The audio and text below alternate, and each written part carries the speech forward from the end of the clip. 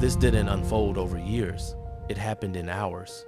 A chain of deeply disturbing events has begun tearing across the United States almost simultaneously. In California, iconic freeways collapsed straight into the Pacific as the ground beneath them gave way without warning. In New York City, flash floods swallowed entire neighborhoods in minutes, leaving no time to react. Across the country, animals started moving as if responding to an alarm humans cannot hear. And now, tremors are striking regions that were never meant to shake. What's terrifying isn't one disaster, it's the pattern, the speed, the alignment. When events converge this fast, coincidence stops being an option. If something inside you senses there's more unfolding beneath the surface, stay with this video because the signs always appear before we understand what they mean. Off the shores of California, the Pacific Ocean began doing something most residents had never witnessed in their lifetimes. Towering swells, some climbing nearly 4 stories high, hammered the coastline with relentless intensity. Violent undertows dragged seawater deep into areas that had always stayed dry, erasing the familiar boundary between ocean and civilization. This wasn't some distant maritime threat playing out beyond the horizon. The water was advancing directly into spaces humans had long considered secure and untouchable. What transformed this from alarming to genuinely disturbing was its geographic reach. This wasn't isolated to a single stretch of beach or one vulnerable municipality. From the northern tips of California all the way down to its southern borders, coastal communities were getting slammed almost simultaneously. The synchronization alone made it nearly impossible to dismiss as mere chance. It felt like some ancient agreement between land and sea had quietly dissolved without anyone noticing. As the ocean surged inward, the coastline itself began surrendering. Cliffsides gave way with zero advance notice. Protective barriers designed to hold back the sea started fracturing. Roadways split open, and the very foundation beneath residential properties began subsiding. In multiple locations, this unfolded within a terrifyingly short window. There was no gradual weathering, no slow retreat that might have offered warning, just one structural failure immediately triggering the next in what became an unstoppable domino effect. These weren't disconnected mishaps scattered across the map. Each collapse actively destabilized what came after it. Engineering teams who examined the aftermath confirmed what many suspected. The ground had been shifting beneath the surface long before any visible signs emerged topside. The waves themselves didn't create the instability. They simply exposed vulnerabilities that had been developing unseen. Infrastructure that communities had depended on for generations abruptly proved inadequate. Barriers engineered to withstand extreme conditions were completely overwhelmed. Risk assessment maps that officials had trusted suddenly bore no resemblance to actual conditions on the ground. Development strategies built on decades of historical patterns couldn't possibly adapt to the velocity and ferocity of what was happening in real time. The technology existed to monitor these threats, sure, but monitoring stopped being sufficient the moment reality outpaced prediction.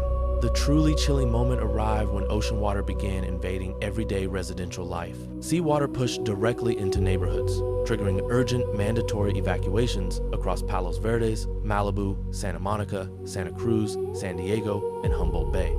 Locations that had always carried the official designation of protected areas were suddenly anything but protected. The most profound fear didn't stem from the physical destruction itself. It emerged in the quiet aftermath, in a collective realization that settled over these communities. The concept of guaranteed protected zones had just been revealed as an illusion. Ancient scripture anticipated moments exactly like this, describing future times when the sea and the waves will roar, found in Luke chapter 21, verse 25. This isn't about manufacturing panic. It's about recognizing a warning signal. Throughout biblical text, whenever natural boundaries get crossed in dramatic fashion, it typically indicates that something far more significant is already in motion. And if the ocean can breach its ancient limits this suddenly and completely, the question that naturally follows carries real weight. What other boundaries might be next in line to collapse? While California's shoreline fought to maintain any semblance of stability, a severe weather emergency was simultaneously developing far to the north.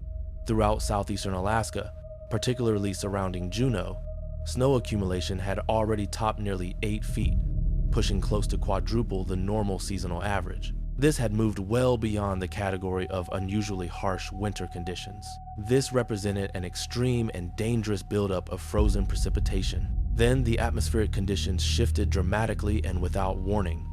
That cold, stable snowpack suddenly got hit with rising temperatures and intense rainfall.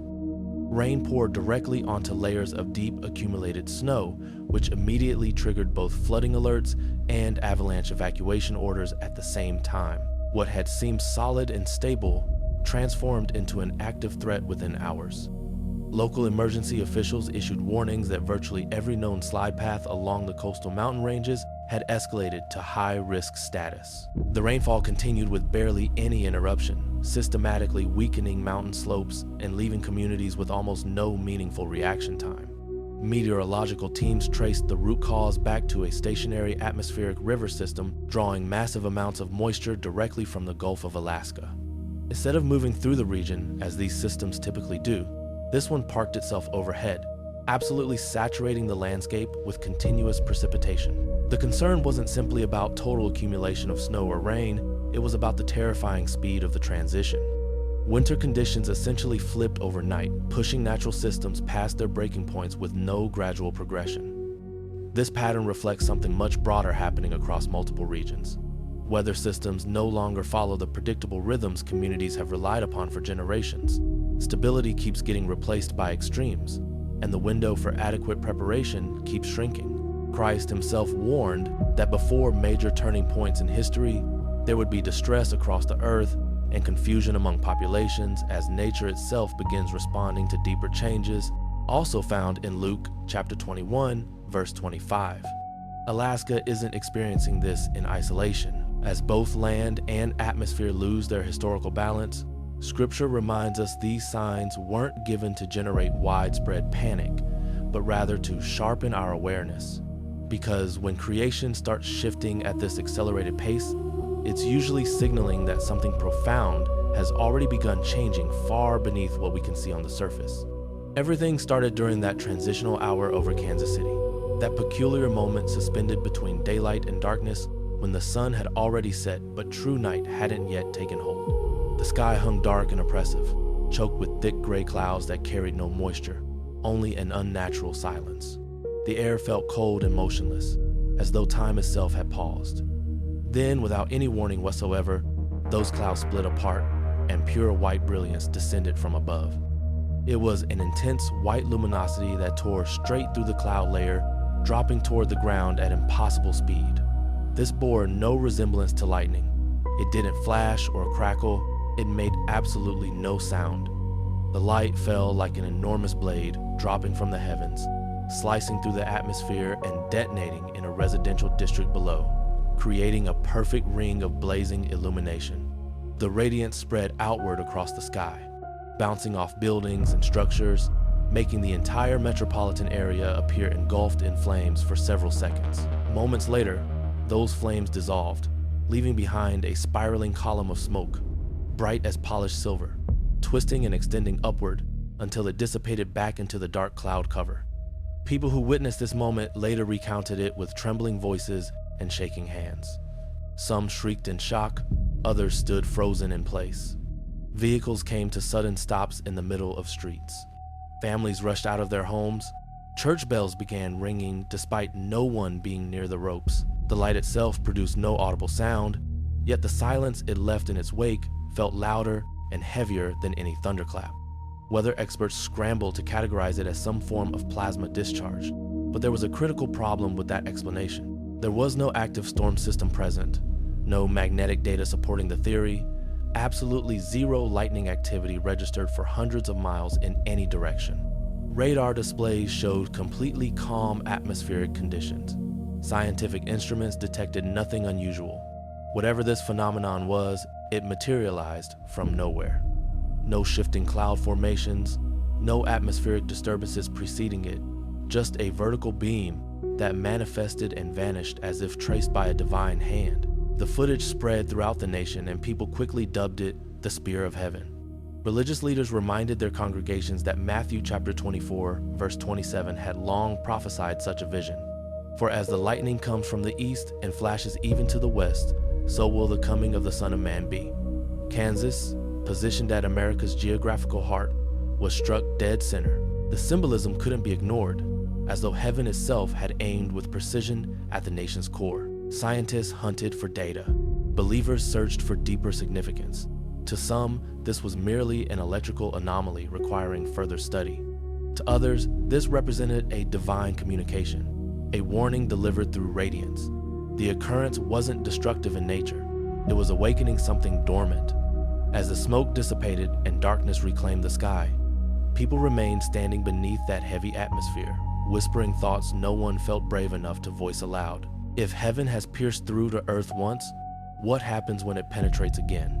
As that luminosity which pierced America's heartland faded into memory, the reverberations of that experience seemed to travel westward into the very spine of the continent, where towering peaks stood like ancient guardians watching over the terrain.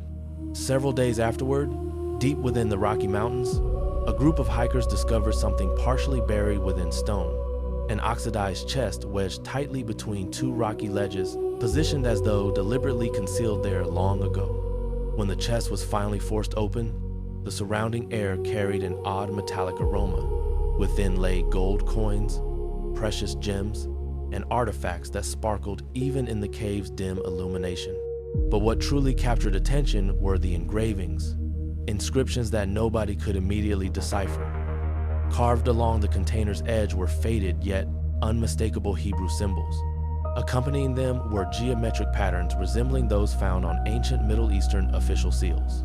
Archaeologists from Denver and Jerusalem subsequently verified that the script matched archaic forms of Hebrew, a language historians had no record of reaching the Americas. Academic experts debated numerous possibilities. Some insisted this was an elaborate modern fabrication. Others theorized it represented remnants of lost wanderers, possibly members of the tribes scattered from Israel. But for many following the story, the discovery felt more spiritual than coincidental. Treasure emerging from the earth in response to that radiance which had illuminated Kansas.